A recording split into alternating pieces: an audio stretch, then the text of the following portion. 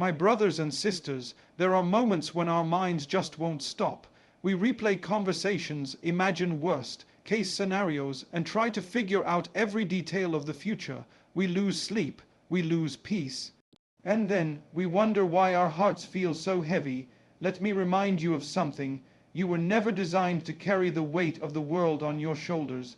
That's why you have a Lord, the one who says, be, and it is. Overthinking is like sitting in a rocking chair. You're moving, but you're not going anywhere. You keep trying to control what is beyond your control. But when you say, Ya Allah, I can't, but you can, something amazing happens. The burden shifts from you to the one who never gets tired. Think about the sea splitting for Musa as, think about Maryam as receiving food from the unseen. These were not just stories, they were living proofs that Allah does the impossible when His servants put their trust in Him. So, when you find yourself drowning in what if, and how will this work, pause, take a deep breath, say, Hasbun, Allah huwa ni'mal wakil, Allah is sufficient for us, and He is the best disposer of affairs. My dear brothers and sisters, stop overthinking every detail. Your job is to make the effort. Allah's job is to open the doors, and believe me, when He opens a door, even the whole world cannot close it. Remember, the delay is not denial, the closed door is not rejection.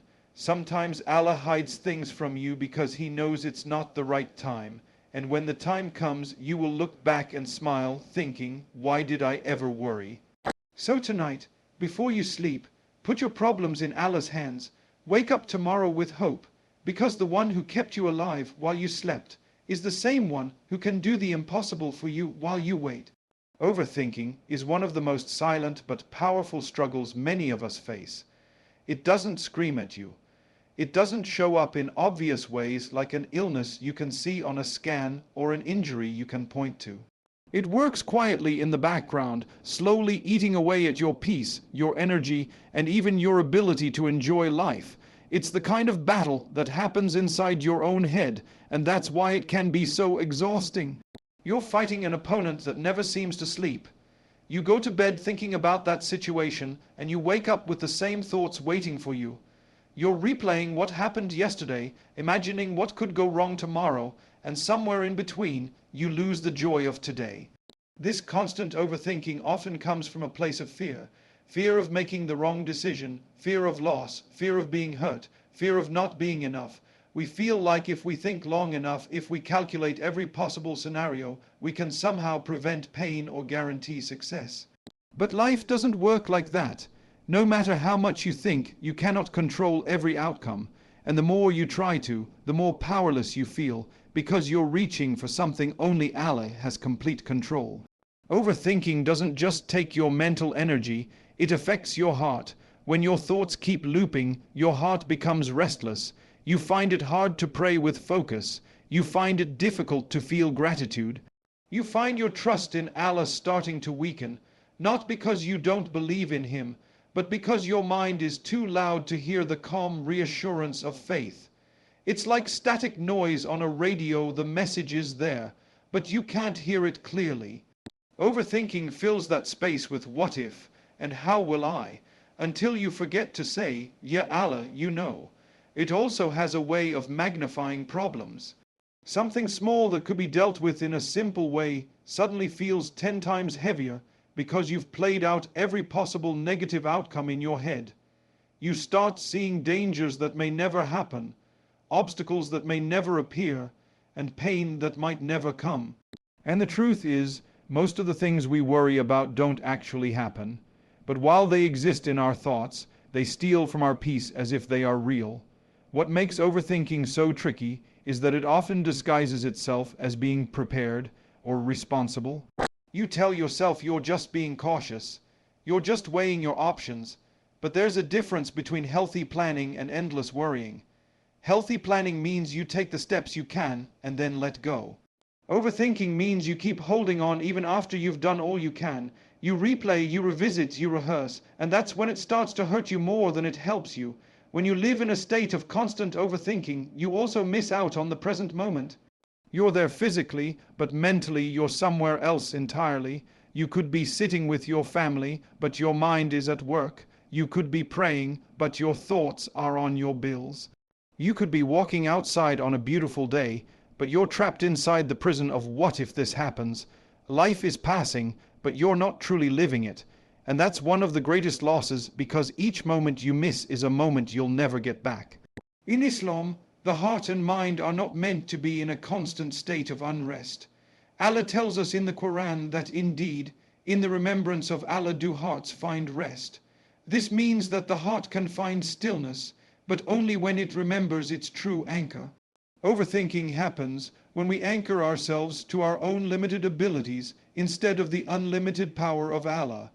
We try to solve everything on our own, forgetting that the one who created us has already written our story, already measured our tests, and already prepared our relief. Sometimes the root of overthinking is the belief that if we let go, everything will fall apart. But letting go doesn't mean giving up, it means transferring the weight from your weak shoulders to the one whose throne is never shaken. Think about how peaceful it feels when you finally decide, this is in Allah's hands now. That peace is not imaginary. It's a gift from Allah to the servant who trusts him, and it's a reminder that you were never meant to carry this alone. Overthinking also often shows that we are more focused on the problem than on the one who can solve it. We spend hours thinking about the mountain in front of us, instead of remembering the one who can move mountains with a single command. And the more we stare at the mountain, the bigger it feels. But the moment we shift our focus to Allah, we start to remember that no obstacle is too great for him, no path is too blocked for him to open, and no situation is too complicated for him to untangle. There's also another reality. Overthinking can be a whisper from Shaitan to make you lose hope. He doesn't need to make your life harder. He just needs to make you think it's harder than it is.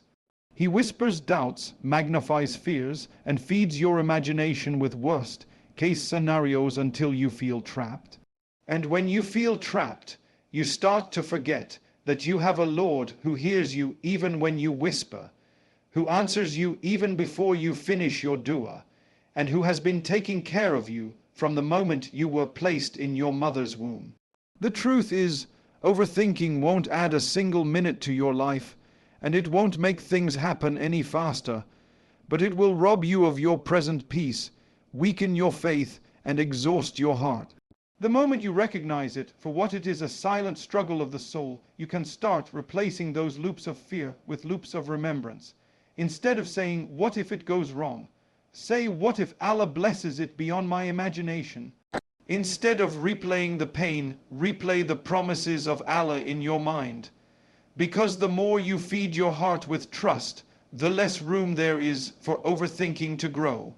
Tawakkul, or placing your trust in Allah, is not just a concept you read about in books. It is a way of living that brings light to the darkest times in your life.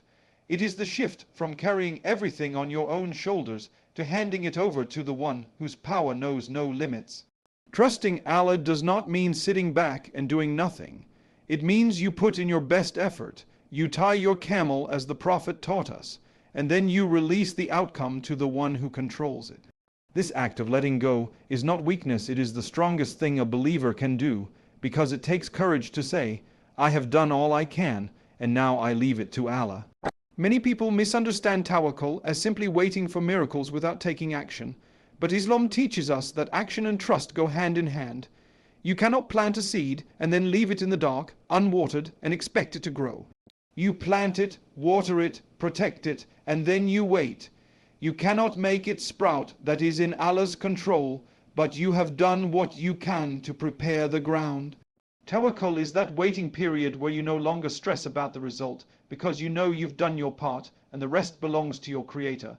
Trusting Allah means you believe that He knows what is best for you even when it is not what you wanted. Sometimes we ask Allah for something, and when it doesn't happen, we feel let down. But the reality is, if we truly had tawakkul, we would know that what didn't happen was never meant to bring us goodness, and what did happen was exactly what we needed, even if we can't see it now. Think about how a parent may take away something harmful from their child, even if the child cries for it. The child doesn't see the harm, but the parent does. In the same way, Allah sees the harm or benefit in things we may be desperate for. Tawakkul also changes how you see delays and difficulties. Without it, a delay feels like a punishment, a closed door feels like rejection. With it, you start to see delays as protection and closed doors as redirection. You trust that Allah's timing is perfect and that rushing things before their time can actually ruin them. Sometimes the blessing is not that Allah gave you what you asked for quickly, but that He made you wait until you were ready to handle it. And sometimes the blessing is that He replaced what you asked for with something far better, even if it takes years for you to understand. One of the most beautiful effects of Tawakkul is that it brings peace in the middle of chaos. Imagine standing in the middle of a storm but feeling calm inside because you know who controls the wind. Life will throw situations at you that are bigger than your resources, your energy, your understanding. Without trust in Allah, these moments will crush you. But with Tawakkul, you can stand firm, not because you are strong enough on your own, but because you know the one who is holding you up never tires.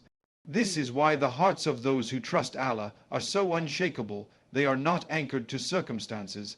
They are anchored to the creator of circumstances. Tawakkul is also a shield against despair.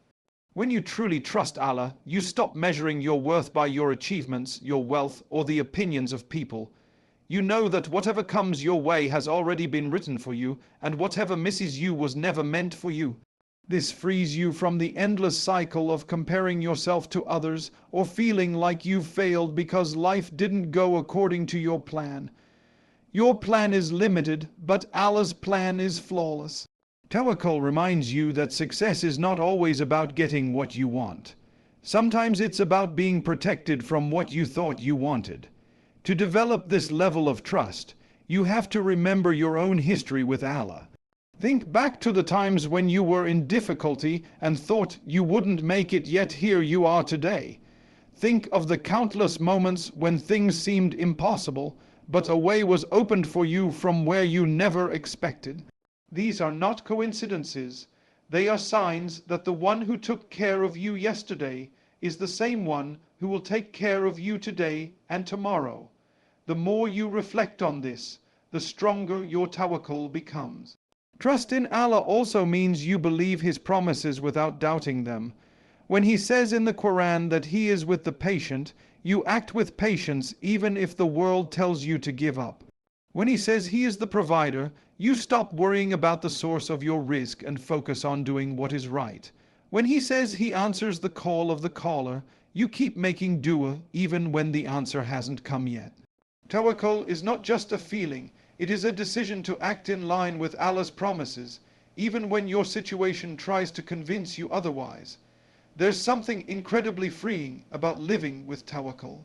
You no longer waste energy trying to control what you can't.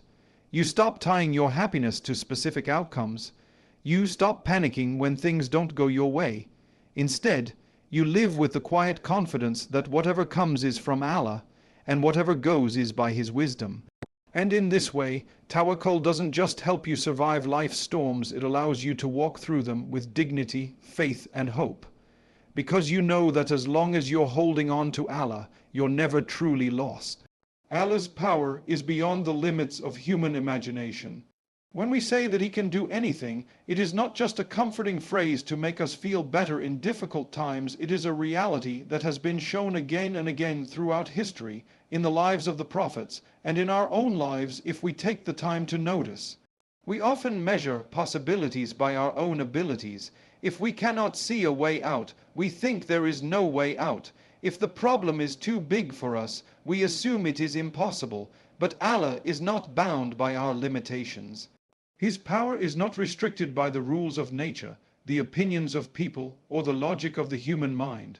What we call impossible is nothing more than a simple command for Him be, and it is. One of the mistakes we make is comparing Allah's power to our own. We think of Him as if He operates under the same constraints that we do. When we are tired, we think solutions take time. When we are weak, we think strength must be gathered slowly. But Allah does not need time to prepare, to plan, or to recover. He does not get tired. He does not face obstacles. He does not require permission from anyone to act. His control over the heavens and the earth is complete and uninterrupted. This is why a believer's hope should never be tied to what is visible, but to the one who controls both the seen and the unseen. Look at the story of Musa as standing in front of the Red Sea. Behind him, Pharaoh's army was closing in. In front of him, there was an ocean with no bridge, no boats, and no escape. From a human perspective, it was over. But Allah told him to strike the sea with his staff, and it split into two towering walls of water, with a dry path in between. That moment defied every law of nature we know, yet it happened. Not because Musa has had the strength to split a sea, but because the one who created the sea commanded it to obey. This is what it means when we say Allah can do the impossible. It is not poetic exaggeration. It is truth. We also see this in the story of Maryam, as she was provided with fresh fruits out of season, straight from the unseen. When she was told she would give birth without a man touching her, it seemed beyond comprehension. But what is difficult for creation is easy for the Creator. Allah simply says be, and the impossible becomes reality. If we truly believed in this power, we would not lose hope so quickly when we face something beyond our capacity. Even in our own lives, there are moments where Allah has done things we could never have planned or predicted. Sometimes it is protection from harm we did not even know was coming. Sometimes it is an opportunity that appears out of nowhere. Sometimes it is the sudden relief of a burden we thought we would carry for years. These are not coincidences, they are reminders that the one managing your affairs is not limited by the same barriers you see. The problem is that we often measure Allah's power by the size of our dua. If we think something is too big, we hesitate to ask for it. We imagine that our request is too much or too unrealistic. But nothing is too much for the one whose treasures never decrease no matter how much he gives. If he can create the entire universe from nothing, do you think your situation is beyond him? The size of your dua should be a reflection of your belief in his capability, not a reflection of your fear of disappointment. When you understand that Allah's power has no limits, you stop focusing on how things will happen and focus instead on who will make them happen. This shift changes everything. You no longer panic when the plan doesn't go your way, because you know his plan is better. You no longer despair when doors are closed, because you know he can open new ones no one else can even see. You stop relying solely on your own strategies, and you start relying on the one who can create a way out where there is no way. Believing in Allah's limitless power also strengthens patience. If you know that he can change your situation in an instant, you can wait without losing hope. You understand that the delay is not because it's hard for him, but because he knows the perfect time for everything. What may feel like a lifetime to you is just a moment in the greater wisdom of Allah, and when the time comes, the change can be so sudden, so complete, that you will wonder why you ever doubted. This belief also protects you from the trap of giving up.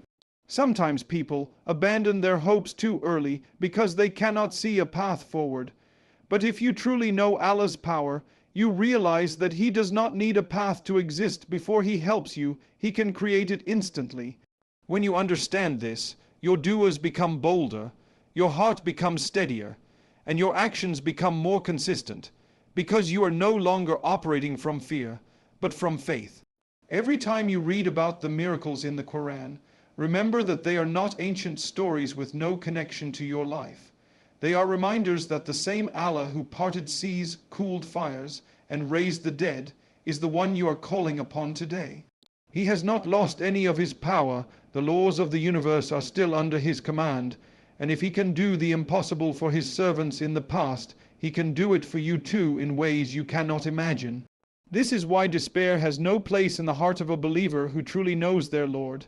No matter how impossible it looks to you, no matter how trapped you feel, no matter how many people tell you it's over, Allah can turn it all around in a moment. All he needs to do is will it, and when he wills something, nothing in existence can stop it. Difficulties are a part of life, and they are not always punishments. Many times when something painful happens to us, our first thought is, what did I do to deserve this? We start questioning ourselves, doubting our worth, and even wondering if Allah is displeased with us. But the truth is, hardships are often tests that are designed to build us, not break us. They are not always a sign of Allah's anger. Sometimes they are a sign of His love. The Prophet told us that when Allah loves someone, He tests them. It sounds strange to us because in our minds, love should mean constant comfort. But in Allah's wisdom, love means wanting us to grow, purify, and come closer to Him.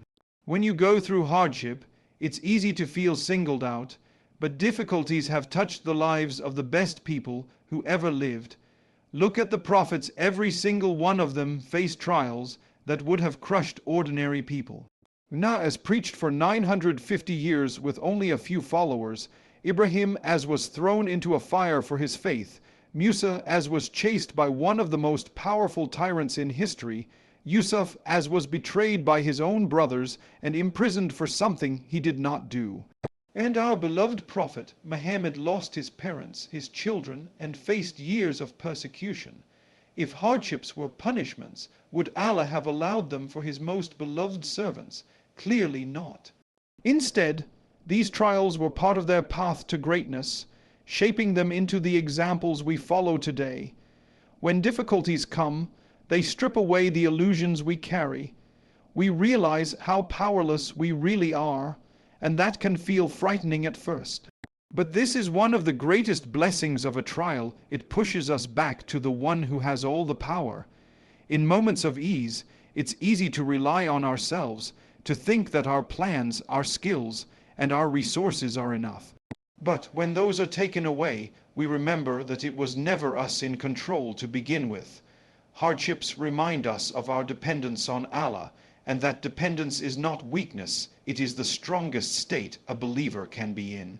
Difficulties also have a way of purifying us. Sometimes we carry sins we are not even aware of, habits that harm our hearts, or attachments that take us away from Allah. A trial can come, and in the process of enduring it, wipe away those sins, detach us from what distracts us, and soften our hearts. The Prophet said that no Muslim is afflicted with anything, even the prick of a thorn, except that Allah expiates some of their sins because of it. So, while a hardship may feel heavy, it might actually be lightening your load for the day when you will need every good deed you can find. Another wisdom behind hardships is that they bring out qualities in us we never knew we had. Patience, resilience, empathy, these are not developed in times of comfort.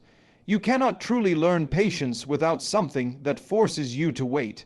You cannot truly know your strength until it's tested. And you cannot develop deep empathy for others until you have walked through pain yourself. Often, when the trial is over, you look back and realize that it changed you in ways that comfort never could have. You are stronger, wiser, and more compassionate than before. Hardships are also a means for Allah to elevate your rank in the hereafter. There are levels in paradise that cannot be reached by good deeds alone. They can only be reached through enduring tests with patience and faith. This is why, sometimes, a trial may hit a believer who is already doing well in their worship. It's not because they've done something wrong, but because Allah wants to raise them higher than they could have gone on their own. From our limited view, we see only the pain. From Allah's view, He sees the eternal reward being written for us. When we face difficulties, we often focus on how long they will last. But in reality, no hardship is permanent. Every storm runs out of rain, and every night eventually gives way to morning. Even the trials of the prophets came to an end, and when they did, relief came in ways more beautiful than they could have imagined. The Quran reminds us again and again that with hardship comes ease, not after hardship, but with it. This means that even while you are struggling, Allah is already preparing relief, even if you can't see it yet. There is also a hidden mercy in the fact that our hardships are measured. Allah never burdens a soul beyond what it can bear. You might feel like you are at your breaking point, but the one who created you knows exactly where that point is, and He will never push you past it. The very fact that you are still standing today, despite everything you've faced, is proof that Allah has been holding you up all along. Sometimes we underestimate our own capacity, but Allah knows it better than we do. If the trial is in your life, it means you are capable with His help of carrying it. Hardships can also become a form of guidance. For some people, a difficulty is the moment they turn back to Allah after years of neglecting Him. The pain wakes them up in a way that nothing else could.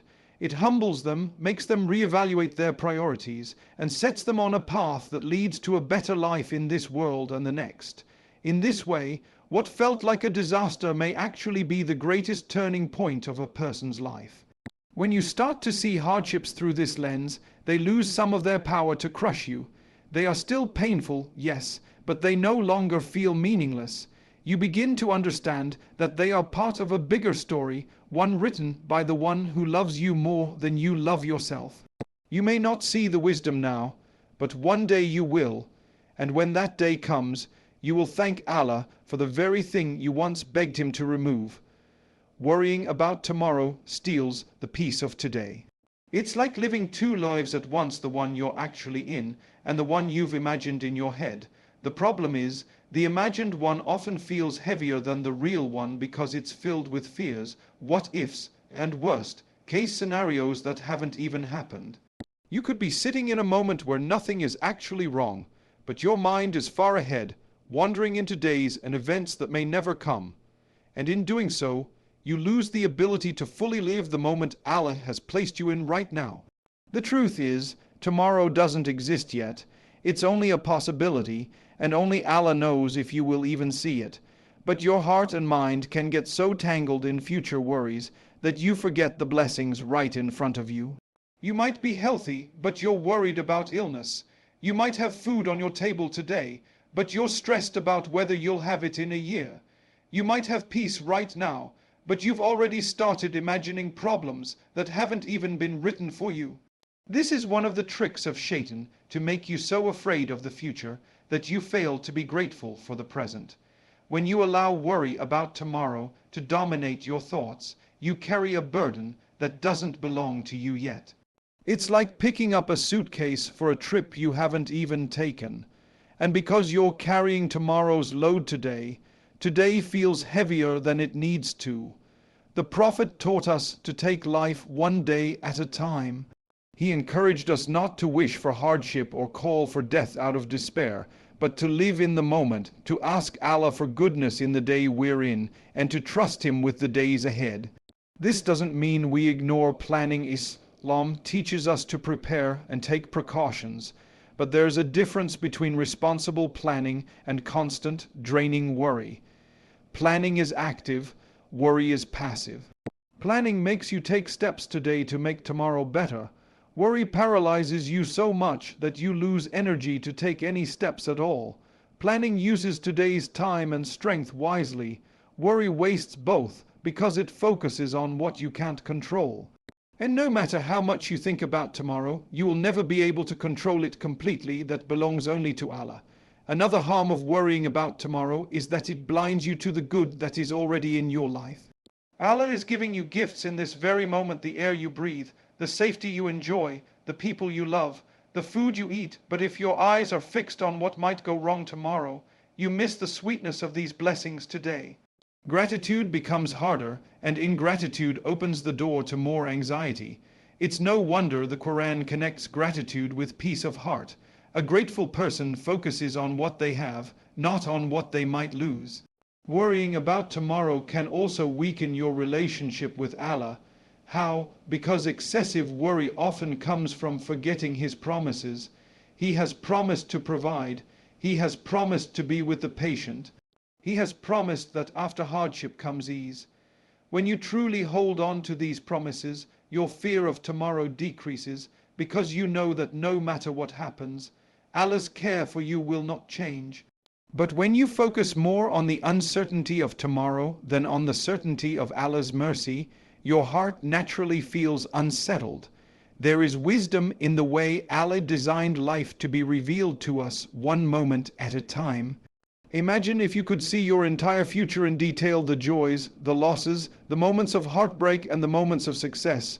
You might think it would help, but in reality it would overwhelm you.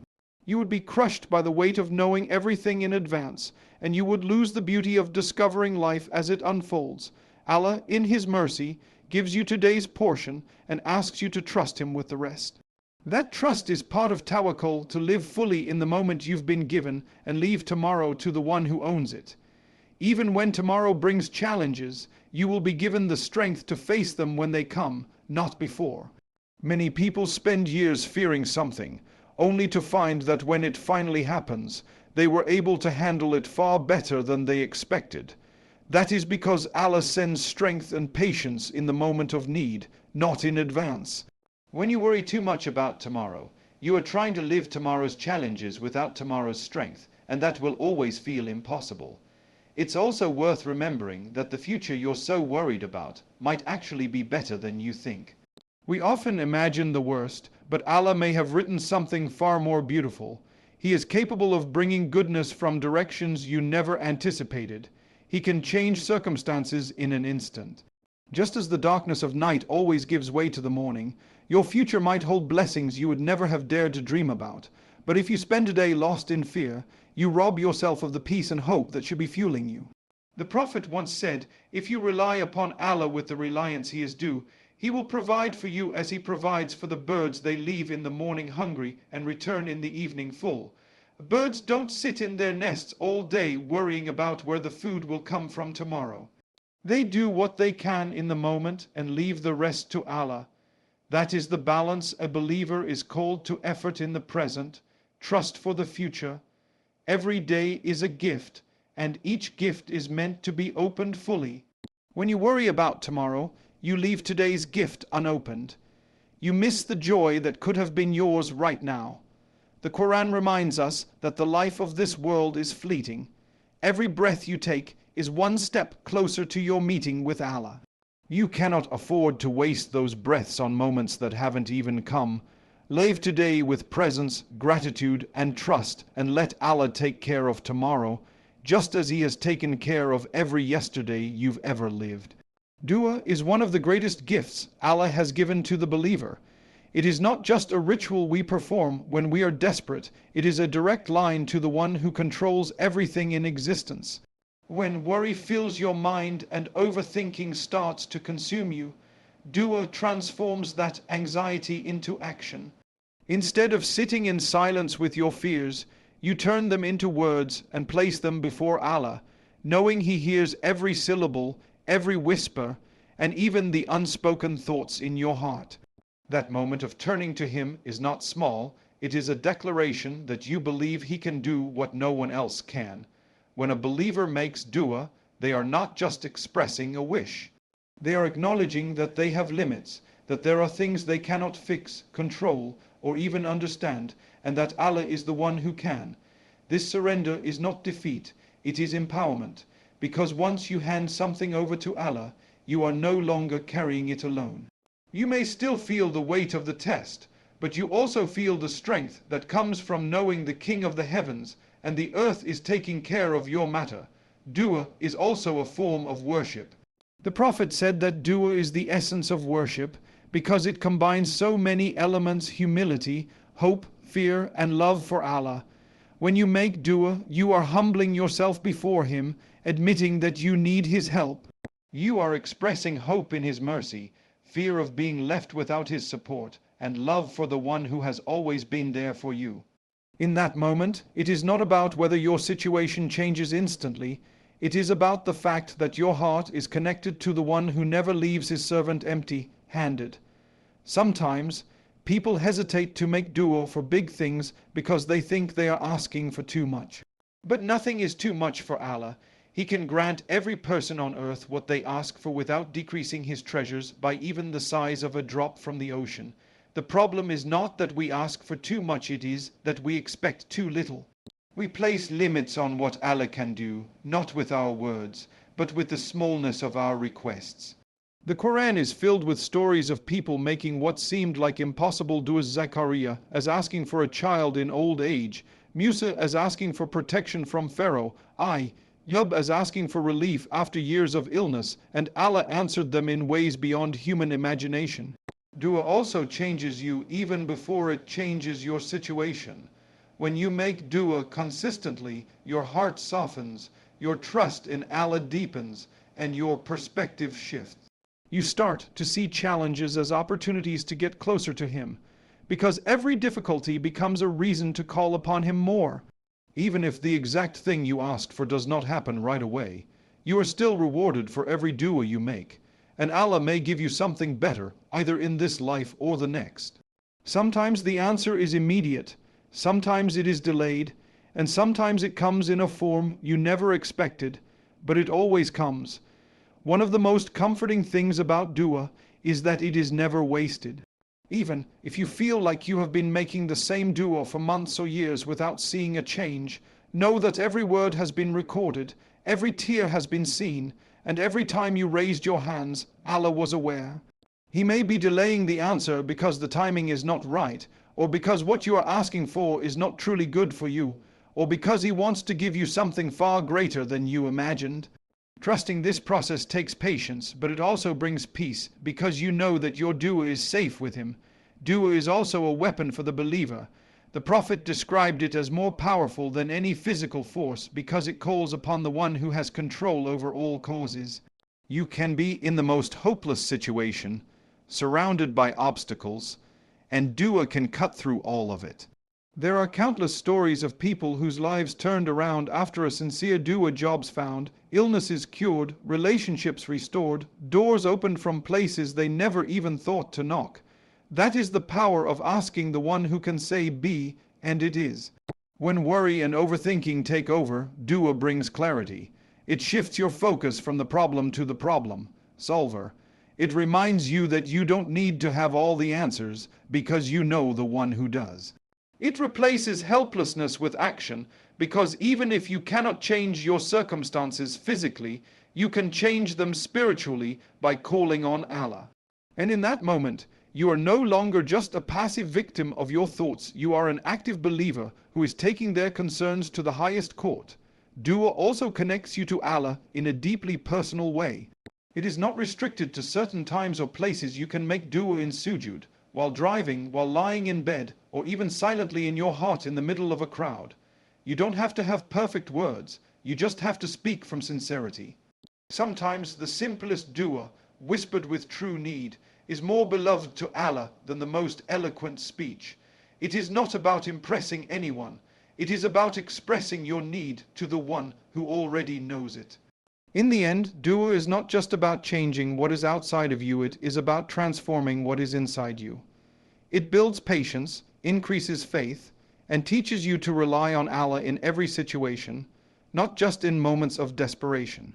It is a habit that turns overthinking into a conversation with your Lord, where every fear becomes a request and every worry becomes a reason to turn back to Him. And when you live like this, your heart learns a truth that can carry you through any trial. As long as you can raise your hands and call upon Allah, you are never truly powerless. Patience and gratitude are two qualities that seem very different, yet in the life of a believer they work hand in hand, each strengthening the other.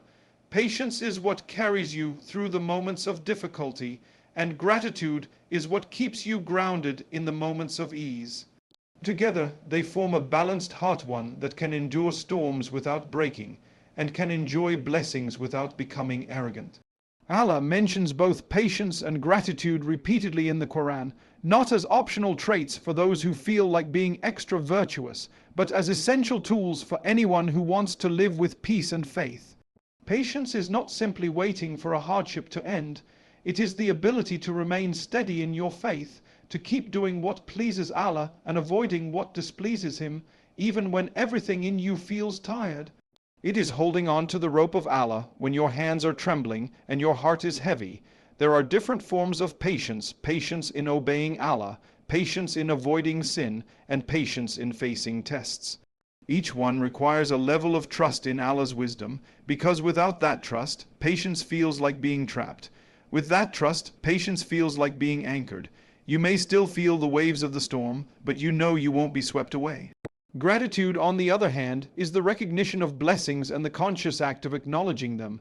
It's not just saying Alhamdulillah when something good happens, but also seeing the small, everyday mercies that we take for granted. Gratitude turns what you have into enough, and more than that, it opens the door for more blessings. Allah promises in the Quran, "If you are grateful, I will surely increase you." Gratitude is not only a feeling in the heart, but also an action. You show gratitude to Allah by using His blessings in ways that please Him. When these two qualities are combined, they create a cycle that strengthens a believer's connection to Allah. In times of difficulty, patience keeps you from despair, and gratitude keeps you from bitterness. You can still find things to thank Allah for even in the darkest moments: the breath in your lungs, the ability to call upon Him, the small mercies that make hardship bearable. In times of ease, gratitude keeps you from forgetting Allah, and patience keeps you from being careless or arrogant. You continue to guard your obedience and avoid using blessings in ways that displease Him, even when life feels comfortable. Patience and gratitude are also deeply connected to the idea of attracting Allah's help. When you are patient, you are showing Allah that you trust His plan enough to stay committed to Him despite your struggles. That trust is beloved to Allah, and He promises to be with the patient. When you are grateful, you are recognizing Allah's generosity, and He responds by giving you more. Together, these qualities make you a person who is constantly in Allah's care, supported in hardship, and increased in ease. Many people think they will be patient in hardship and grateful in ease, but life often demands both at the same time. Even in the middle of a trial, there are blessings to be grateful for, and even in the middle of ease, there are small tests that require patience. For example, when you have wealth, you need patience to avoid spending it on things that displease Allah. And when you are struggling financially, you still need gratitude for the food, shelter, or health you do have. The believer's heart learns to hold both qualities together, no matter the circumstance. Patience also teaches gratitude in a deeper way. When you have waited through hardship and finally see relief, the gratitude you feel is far more profound than it would have been if the blessing came easily. You appreciate it more because you know what it's like to be without it. Similarly, gratitude makes patience easier because when you are actively counting your blessings, you start to see that the hardship is not your whole life, it is just one part of it. You realize that even in difficulty, Allah's mercy has not left you. One of the most powerful examples of this combination is in the life of the Prophet. He faced years of persecution, loss, and hardship with patience, never turning away from his mission or losing trust in Allah. At the same time, he expressed gratitude constantly, even for the smallest blessings, teaching his companions to do the same. He would pray long into the night until his feet swelled, and when asked why he did this despite already being promised paradise, he said, "Should I not be a grateful servant?" His example shows that patience is not just for surviving pain, and gratitude is not just for enjoying blessings. They are both for maintaining a heart connected to Allah at all times. Practicing patience and gratitude together also protects you from two dangerous states: hopelessness and arrogance. Hopelessness can creep in during prolonged hardship, making you feel like nothing will ever change. But patience holds you steady, and gratitude reminds you of what has not been taken from you. Arrogance can creep in during prolonged ease, making you feel like your success is entirely your own doing. But gratitude keeps you humble, and patience keeps you cautious about using blessings in ways that lead you away from Allah. In the end, patience and gratitude are both rooted in the same truth. Everything comes from Allah. The hardships you face are from Him, with wisdom you may not yet understand. The blessings you enjoy are from Him, with generosity you could never deserve on your own. Recognizing this truth shapes how you respond to every situation. You stop asking, "Why me?" when things are hard, and you stop saying, "It's because of me," when things are good. Instead, you respond with, "Alhamdulillah." In both cases, in hardship because you know Allah's plan is still working for your good, and in ease because you know every blessing is a trust from Him. When a believer lives with both patience and gratitude, they become unshakable. Life's ups and downs don't control their faith. They are anchored in the knowledge that everything from Allah is an opportunity either to endure with patience or to enjoy with gratitude, both of which draw them closer to Him. And when you are close to Allah in every situation, there is no circumstance that can truly defeat you. Miracles happen when you least expect them, and they often arrive in ways you could never have planned or predicted. This is one of the most beautiful aspects of having faith in Allah, knowing that your responsibility is to make the effort, to keep your heart connected to Him, and to remain steadfast, while the how and when are entirely in His hands. Many times, you will find yourself trying to imagine how a problem could possibly be solved, going over scenarios in your mind, only to realize later that Allah's way of solving it was completely outside anything you had pictured. This is because His knowledge is limitless and His power has no boundaries. What seems impossible to you is effortless for Him. One of the biggest mistakes we make when waiting for relief is thinking that we can figure out all the steps in advance. We expect the help of Allah to follow the path we think is most logical, but Allah often shows us that His plan is greater than our imagination. Just as He caused a spring to gush forth from the desert for Hajar and her baby, or parted the sea for Musa and his people, He can bring solutions from places you never even thought to look. Your job is not to map out every possible route. Your job is to trust the One who created all routes, including those you cannot see. Sometimes the help of Allah comes so subtly that you don't even realize it until much later.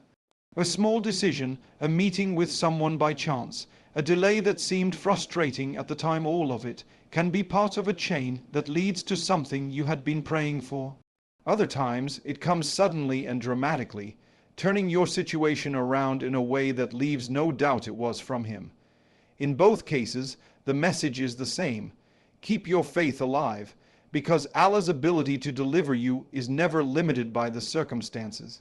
This is why it is so important not to lose hope, even when things seem to be getting worse instead of better.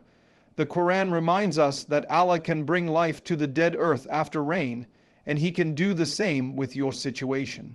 You may feel like your dreams have dried up, like all the doors have closed, but with a single command from Him, new opportunities can spring to life.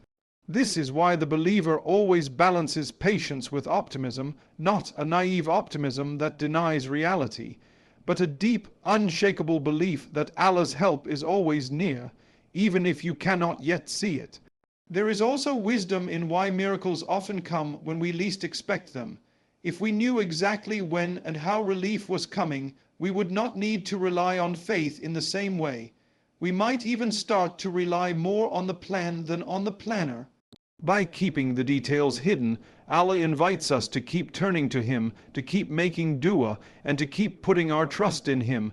This process transforms us, it strengthens our connection to Him, humbles our hearts, and teaches us that success is never about our power alone. When you look back at your life, you will probably see examples of this already. Times when you thought you had no way forward, yet somehow things worked out. Times when a problem seemed too big, yet it disappeared almost overnight. Times when you thought you had lost something important, only to realize later that it made space for something far better. Each of these moments is a reminder that Allah's plan is always at work, even when you cannot see the full picture. It is also important to remember that sometimes the miracle is not in the change of circumstances, but in the change of your heart. You may have been asking Allah to remove a difficulty, but instead, He gave you the strength to bear it with patience and dignity. You may have asked Him for a specific outcome, but instead, He gave you contentment with whatever He decreed. These inner changes are miracles in themselves. They are shifts that no amount of human effort can produce without Allah's help. Part of preparing yourself for the miracles of Allah is to keep doing good deeds, even when you feel tired or discouraged. You never know which prayer, which act of charity, or which moment of sincere repentance might be the one that tips the scale and brings the help you've been waiting for. The Prophet reminded us that relief often comes after persistence, just as the darkest part of the night comes before the dawn. You may feel like you are at the limit of your endurance, but that might be the very moment when Allah's help is closest. When the impossible happens, it is not just about solving your problem, it is also a sign from Allah that He sees you, hears you, and has always been with you. This is why believers often emerge from trials with stronger faith than they had before. They have witnessed first-hand that Allah is not just a distant concept, but an active, caring presence in their lives. And once you have experienced that, you carry it with you into every future challenge. So, the next time you are tempted to overthink how something will work out, remind yourself, you are not responsible for figuring out the mechanics of the miracle. You are responsible for keeping your faith alive, your effort sincere, and your trust in Allah firm.